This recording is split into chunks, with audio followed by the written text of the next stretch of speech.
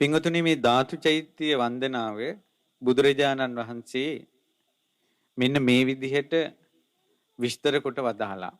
පිරිනිවන් පාන වෙලාවේ බුදුරජාණන් වහන්සේ කුසිනාරාවේ සල්ගස් දෙකක් අතර සැතපීලා වැඩ සිටියේ.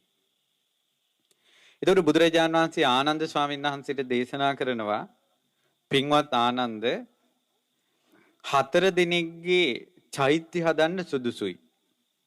චෛත්‍ය හදන්න සුදුසුයි කී දෙනෙකුගේද? 4 දෙනෙකුගේ.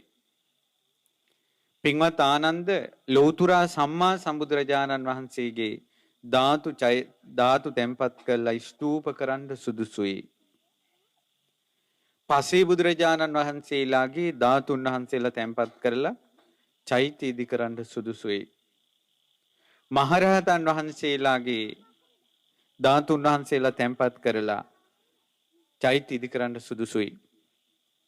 පින්වතුනි බුදුවරු නැති කාලයක ලෝකේ පහළ වෙනවා සක්විති රජවරු. මුළු ලෝකේටම පංචශීලයේ කියලා ලෝකෙම හික්මවනවා පංචශීලයේ. එක රජ කෙනෙක්. ඒ රජතුමාට කියනවා සක්විති රජුරු. ඒ සක්විති රජතුමාගේ ධාතු නිදන් කළා ස්තූප කරවන එක සුදුසුයි කියලා බුදුරජාණන් වහන්සේ වදාලා. ඒතර බුදුරජාණන් වහන්සේ දේශනා කරනවා ඇයි පින්වත් ආනන්ද ධාතුන් වහන්සේලා තැන්පත් කරලා චෛත්‍යයක් ඉදි කිරීමේ තියෙන ආනිසංසය මොකද්ද? ඒ වෙලාවේ බුදුරජාණන් වහන්සේ දේශනා කරනවා කිංචානන්ද අත්තවසම් පටිච්ච තථාගතෝ අරහං සම්මා සම්බුද්ධෝ තූපාරහෝ. මේ බුදුරජාණන් වහන්සේ මහරහතන් වහන්සේලාගේ ධාතු තැන්පත් කරලා ඇයි ස්තූපයක් කරවෙන්නේ කුමක් පිණිසද?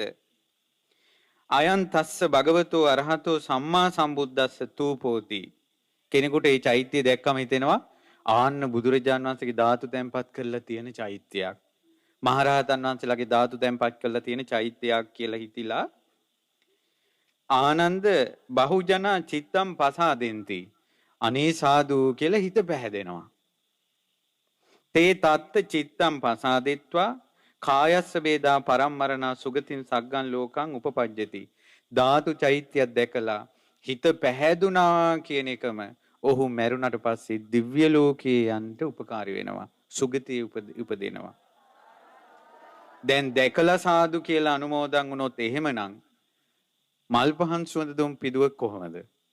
ඉදං කෝ ආනන්ද අත්තව සම්පටිච්ච තථාගතෝ අරහං සම්මා සම්බුද්ධෝ තූපාරහෝ